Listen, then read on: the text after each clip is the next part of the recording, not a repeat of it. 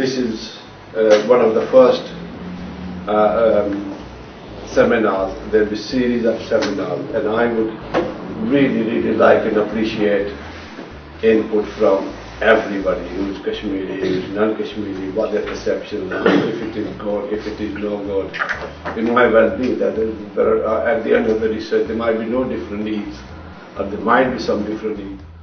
The research project, I'm extending in kind of it has two main components.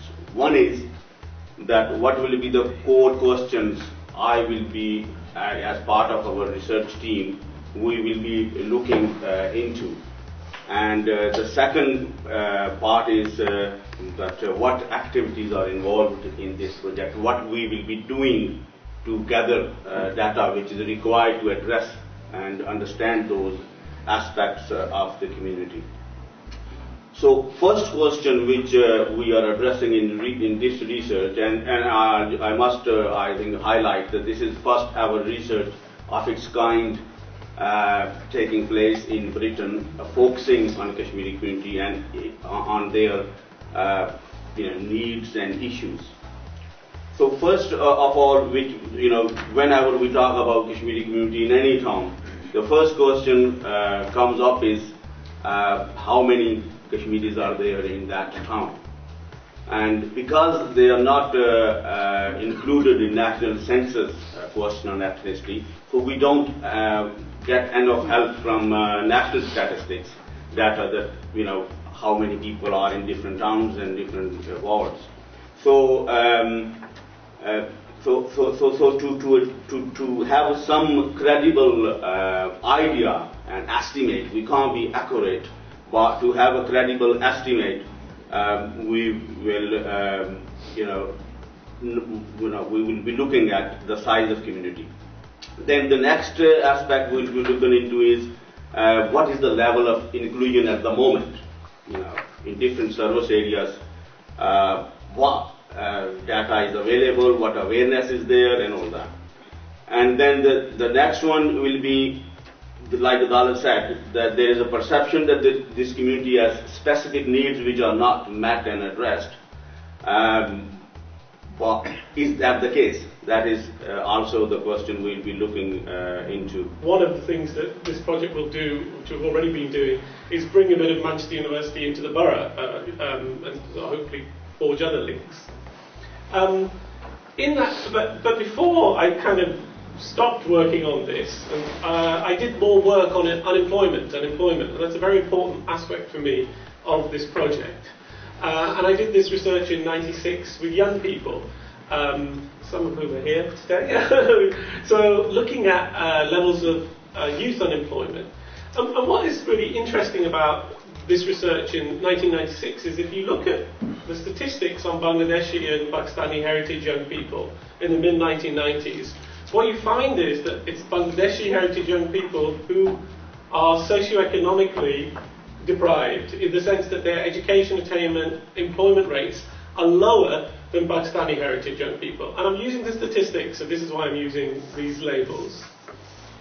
By the time you get to the 2000s, what you find is Bangladeshi heritage young people have actually overtaken Pakistani heritage young people. And if you look at the statistics from 2010 in the Northwest, as a community, the Bangladeshi heritage community has progressed economically and in educational attainment from a situation where it's the other way around. And so this was something that I thought was very, very curious. And so I did some work in Manchester, published this article called Against the Odds, which looks at education attainment. And one of the factors that I think I discussed with Shamus at the time, and I talked to Dalit about this as well, is that to some extent we don't have an idea of the background of what we call Pakistani heritage. It's the same when we use the word Indian. I mean, what does Indian heritage mean? When you have someone like me who's got Indian heritage, who's a Punjabi Sikh, and there could be a Gujarati Muslim who's an Indian heritage as well. So it doesn't tell us much about the cultural background or the language background or the needs of the communities. And one of the things that we sort of theorized about at that time was that this kind of socioeconomic, if you like, problems or issues is because the Kashmiri population has never been statistically recognised or targeted for socioeconomic support or for employment programs or for all of the kind of many programs. There were a few things that were happening when I was trying to investigate this. And what I found is that in relation to this diaspora community in particular, there's anecdotal evidence that there's marginalisation, and some of the studies that have been commissioned here were sort of trying to tease these things out. Of course, it's hard to identify whether people from Kashmir are more marginalised than those from mainland or Pakistan proper because of the way that the ethnic monitoring happens. We can't disaggregate them very easily. But two things that were absolutely definite, without any doubt, is that there is widespread stigmatisation of this diaspora community, and also stereotyping and othering. So this happens particularly within those who are also from other subcontinent groups, but particularly those from Pakistan and Punjab. So I wondered how that might affect people, young people from the AJK diaspora in terms of their identity and whether they felt that they belonged and who they belonged to and where they belonged. And one of the things that was really obvious to me was the stigmatisation around language, particularly the fact that people were telling them to be, so a very common theme that would come up in social media, for example, was that people from AJK didn't know how to speak properly. They couldn't speak Punjabi properly. Or they were calling themselves Kashmiri, but they weren't really Kashmiri because they're not from the valley. So there were all these things that were kind of coming up in terms of disputing their identity. And actually then subsequent studies that had happened had found that people from AJK couldn't actually say who they were or what language they spoke.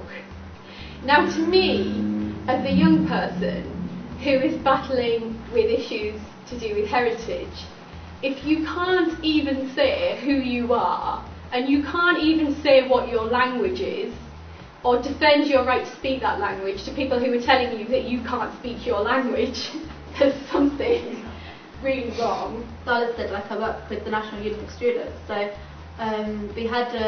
we were doing a training conference the last 3 days in Warwick University actually, and we had welfare officers and student union presidents all came together to get training, and we did this session where we just told all the delegates to write in one circle what's core to their identity, and then outer circles like the layers of their identity, but in the middle just what's really core to them, so whether it's different oppressions they face for being LGBT or whatever. And this one girl there really hit it on the nail for me, what this event should be focused towards tackling, because we told everyone to describe it in a minute, and she was like, I don't know how to say it in a minute because I'm really confused and I'm thinking about it, because I'm a British, she's like, I'm from Kashmir, but I don't really identify so much with that. I feel more of a British Muslim. But now, she was like, because I grew up in a very white area. And she was like, but now, because of all the Islamophobia coming in the UK, I'm not sure if being British and Muslim work together either. And then she's like, and then I'm also working class. So, and she's like, so I feel really confused about my identity and who I am today. She was like, is that gonna? She was like, now I'm thinking about it, I shouldn't really be a welfare officer, should I? If I'm so confused about my own identity, how am I going to help students? And when I listened to it, I was like, of course, it just resonated completely with myself. And I was like, as I spoke to officers, I was like, it should really be shocking that you feel that way, but it isn't, because if you think about it, the majority of, the large amount of British Muslims are Kashmiri. Obviously half of that is then, at least half of it is women, and most of us are working class. So I'm like, actually, you're not that much of a minority within minority communities. You shouldn't feel so isolated. You shouldn't feel so confused about identity. There's loads of people in this country who have the same identity as you. But because of the labelling, in society, you just feel like even more isolated than you actually should be.